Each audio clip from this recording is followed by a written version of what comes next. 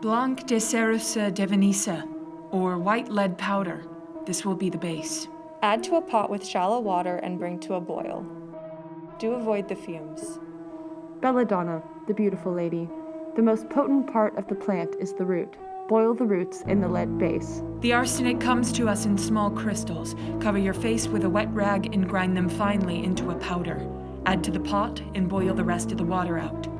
Spread the paste thin on a sheet, where it will be baked long and low and dehydrated into powder. Pack the powder firmly into the cosmetic pots. Box them up with lace and bows. Cleanup is key. Before starting the next batch, always clean every pot, pan, and spoon thoroughly, or risk altering the precise measurements in the next brew. Do try to be busy on cleanup days. That will be 2 lira. Take the money if they have it. Some women feel better knowing they paid for it. I'm not sure why it makes a difference one way or the other. Some women won't have the money. Paying for it doesn't make it any more effective at its job. Over the course of the next week or longer, break up the powder a very little bit at a time. It is tasteless and odorless and can go in any food or drink in small quantities without altering the color. A slow death will give him time to get his affairs in order. The slower, the better. It will alleviate suspicion. Give him time to make peace with God. I'm sure it goes without saying, but... You cannot tell a soul. Whisper a word of this. To any man. And every widow in Rome could face the gallows. Good luck. Good riddance. And thank you for choosing Aqua Tofana.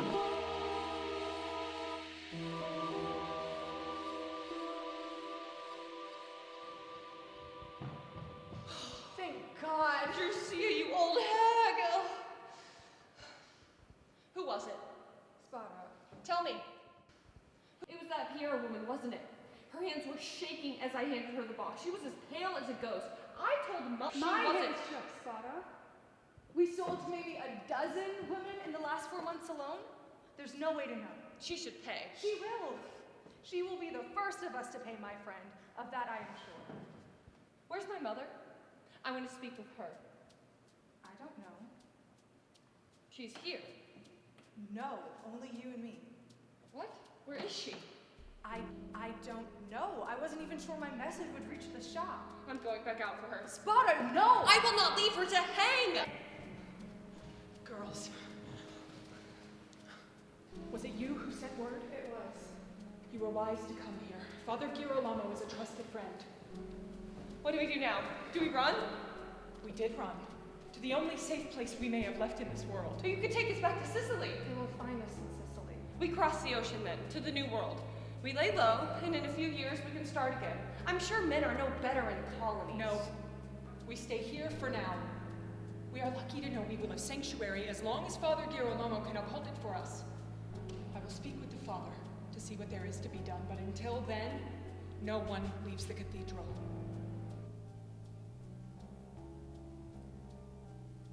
Forgive me, Father, for I have sinned. It has been many years since my last honest confession. Julia says you are a good man, an ally, at least. I suppose for the first time in so long, I truly have nothing to hide. I didn't want to kill my husband. I know there's all evidence to the contrary. I didn't think I wanted him dead. I tried for years to love my husband. Elia was his name. And he tried to love me too. He just didn't like me. And that on its own is not an offense worthy of death. But Elia, there came a point where any time he spoke to me, it was to express his disappointment in everything I wasn't. There were many days in that house with that man where I did not say a word. He told me every chance he could how he wished my voice didn't grate the way it did. I spent so long in silence that the noise in my head grew to deafening levels. And then one day, one of the few that he took me out of the house, it was a wedding, actually. Someone who was my friend what felt like 100 years ago. She told me about Julia. She called Aqua Tofana a lifesaver. A funny way of putting it. A miracle cosmetic, she called it. She said, "It will save you, Drusia. It will." The way she spoke, I thought it would make me beautiful or witty, maybe give me a voice like an angel my Aelia would sigh to hear. Maybe it... When I went to Julia's shop and I found out what Aqua Tofana really was, this feeling came over me. Like a fog. Like suddenly I was very far away from the world. I purchased the powder, and Julia touched my hand, and it did not feel like my hand. I thanked her, or I hope I did, and I went home. Days passed, and I did nothing. But in that time, I became keenly aware of my reality. Between the noise and the fog and the silence, I knew that I could not live life like this. I didn't want to kill my husband. But I knew if there was a chance in the world that the day would come that I wanted to live, then I could not wait for him to die. Cantate Domino, canticum no. Cantate, cantate, cantate et benedicite nomine Deus. If you break something, I promise you will regret it. What are you gonna do? Kill me? Someone might. We are guests here, Spara. Were you hoping to find something up there besides dust and dead birds? There are dead birds up there? Sit, Spara.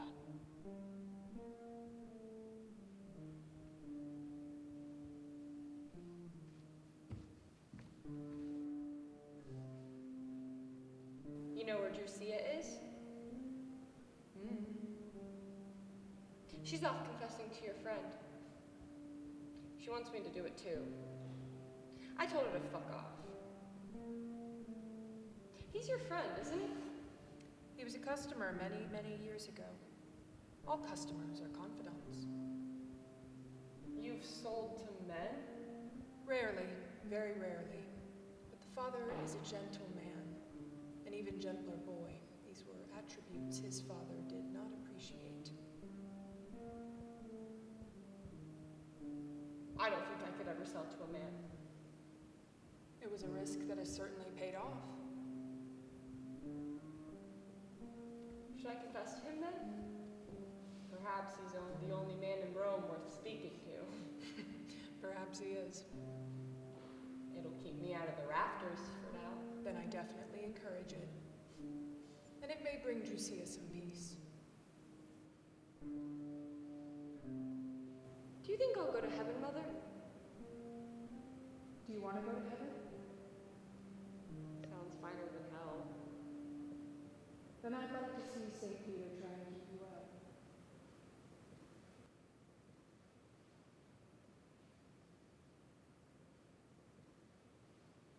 out. God, I'm sweating like a maniac. I never liked churches. I feel so cooped up in this place. I don't care how high the ceilings are. I think churches are built to make people feel small. I suppose I should be grateful. I hold no delusions about what's beyond those doors. Well, fuck them. Let them come. I'll kick and scream and claw eyes and force them to kick and claw back. If there's one regret I do have after all these years, it's only how quiet the whole business had to be. Like it was some kind of secret those men deserved to die. I think at best, men and women never see each other again. Men can stay here and women can take up the moon, perhaps. Frankly, I have seen no evidence to support the idea of marriage. A man and a woman in one house together for their entire lives? Well, it's no wonder we end up killing each other. If the point of marriage is money, get it somewhere else. If the point of marriage is love, then I think we hedge our losses and move on to other objectives. Men and women we'll never truly love each other. I mean, I'm not even sure we can like each other. This I have plenty of proof for.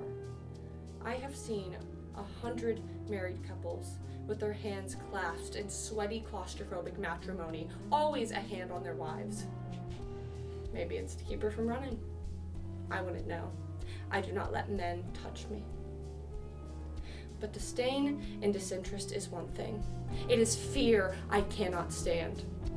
I know better than anyone what a woman living without fear may look like. The women who come into our store, they are the impressions of the people they could be, hidden from themselves by the weight of fear. And the ones who come back to thank us, they just... And do not laugh at me. They just shine, stand taller, the weight lifted. And there is not a woman alive who does not look their most elegant in black. You couldn't laugh at me, could you? I've never seen a priest laugh. Do priests ever laugh? You can tell me. It's confession.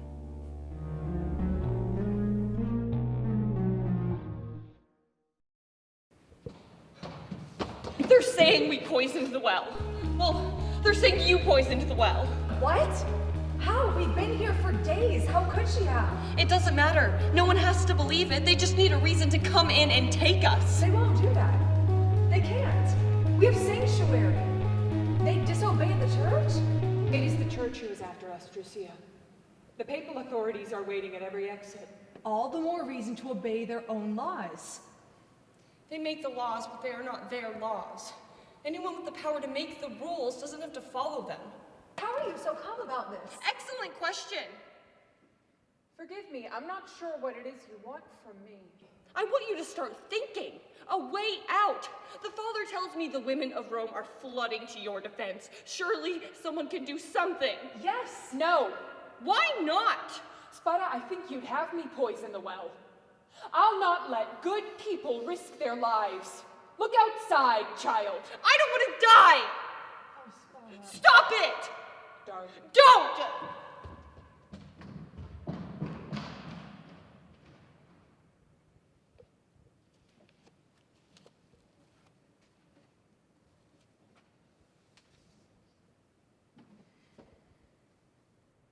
I know. You know. I suppose I don't know. I've never gotten the impression you were a godly woman. I don't know what gave you that impression. Yes, I know. Yes. It's never too late to confess. Julie, if we are not long for this world, then maybe the next one will be gentler, knowing why we did what we did. If God truly sees all, then I do not have to explain to him why I did what I did. The purpose of confession isn't to tell God things he doesn't know. It's to begin our journey to forgiveness. Do you seek forgiveness? It is impossible to know what I seek. I think I want what I've always wanted. I want peace in myself. If God denies me for the things I have done, then at least I can die knowing that he will have no question about who he has damned. If I could cast some spell and change the way my life has looked, I would. But I know if I was faced with this one again, I would make the same decisions over and over again. That's a comforting thought. Is it? I like to think that over and over again, I stand a chance of having you in my life, at my side. By yours and Spara's side is the only place I belong. Julie, if not for your peace of mind, then for mine. As your loyal servant, I am asking you to speak to the Father. I do not mean to torment you, Drusia. For you I will confess. It will be fine practice. Will you find Spara while I'm away? Of course. Though, I'm not sure what I will say to her. There is every chance that she will not give you the opportunity to say anything. Right. Just, I'll be back. Then we'll figure out what to do next. Right.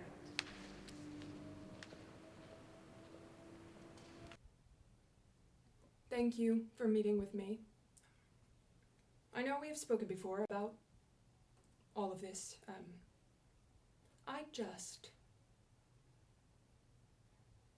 For my whole life, I have thought that God does not concern himself with me.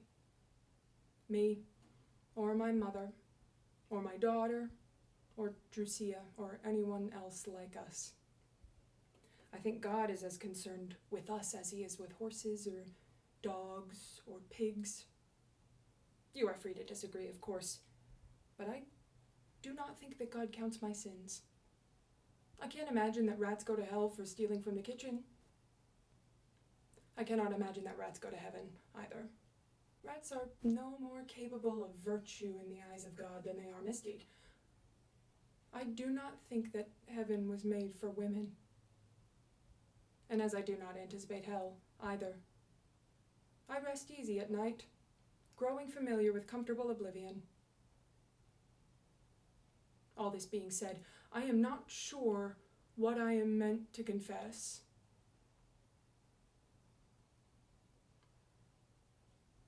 I am surprised that I have gone this many years in Spada's life without her asking many questions about why I do the things I do. I think she assumes that we do things for the same reason. She is really more like my mother than she is me. I think she was a savage thing, my mother. On the rare occasion that she would hold me, I think I could feel her muscles twitching with tension, but she never looked so serene than the day that she brought me into her kitchen to show me how she would poison my father. You see, my mother always spoke to me about killing my father as an inevitability, not a hypothetical. That night at dinner, my father choked to death on his own blood.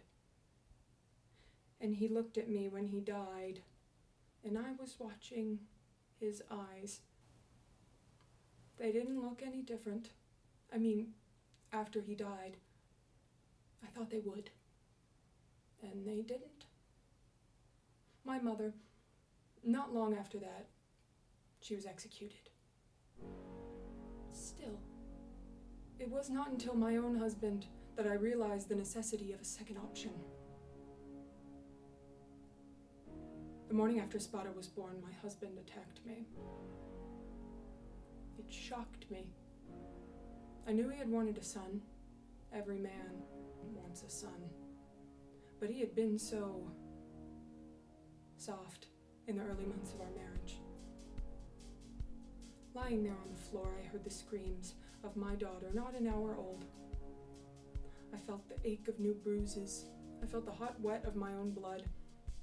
And I realized that he had been so kind because he wanted to be kind. And now he beat me because he wanted to be cruel. It can feel very good to be cruel. And it is very easy for men to be cruel to their wives. What will they do? What would I do? What would my daughter do once she was old enough to stand a beating?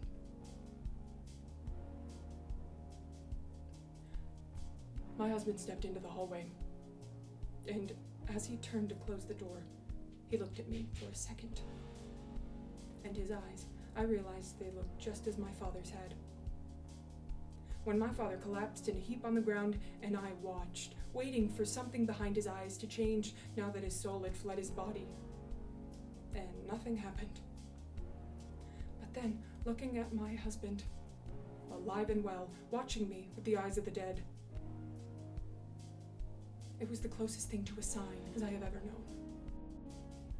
And I felt righteous the day I began the long process of killing my husband. I felt, I imagine, much like my mother did. I no longer carry such whimsical ideas with me. It is dangerous, at the point of death, to abandon anger. Anger is a great motivator. I think it is a great reason to start something, but it will falter to carry you through to the end. Anger does not occupy the same space as defeat, and you may grasp and claw at it in your final moments. But the best that you can do, and I saw my mother try, is to try to convince yourself that it will keep you warm at night.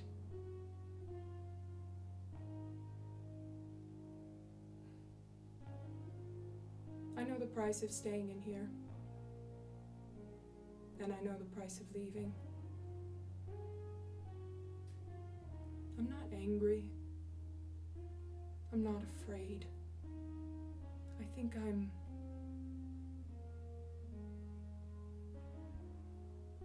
will miss my life.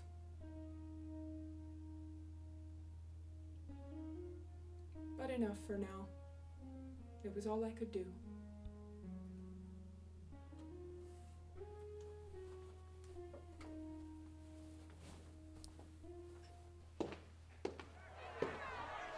Will you talk with me? Oh, what should we talk about? The weather? You had to know, Spara. You had to know it would come to this. I did think about it. I thought about how it would never happen. I spent my whole life proving that men are as fragile as anything. They are eaten by the same worms as anything. Yes, and you are 10 feet tall and do impossible things. Do not condescend to me. Sorry. The things we did, the people we hurt, they are just people. And people can decide they want to hurt us just as easy. We are not impossible things, Father.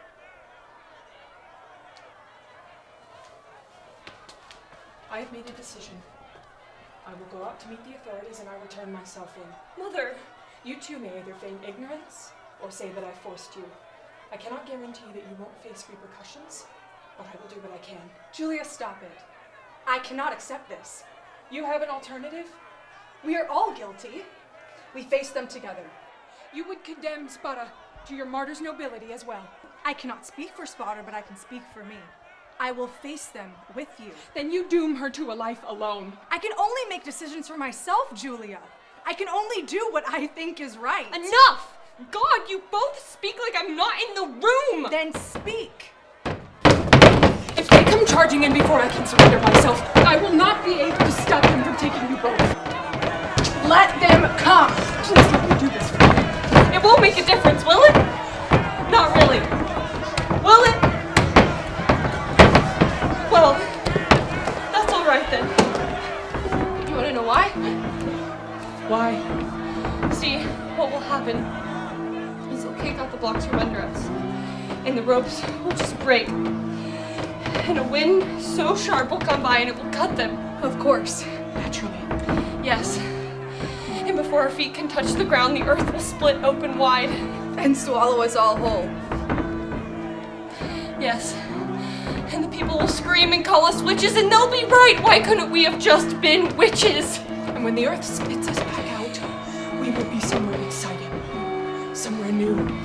The colonies?